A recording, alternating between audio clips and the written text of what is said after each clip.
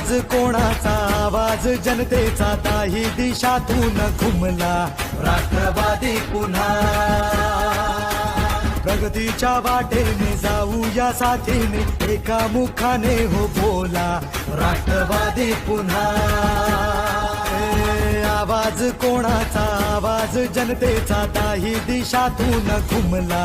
की जर माझं जनतेमधून नाव आलं माझं काम चांगलं वाटलं तर आणि तरच माझा विचार करावा मी शेवटच्या श्वासापर्यंत मी अण्णांबरोबरच राहणार आहे पुन्हा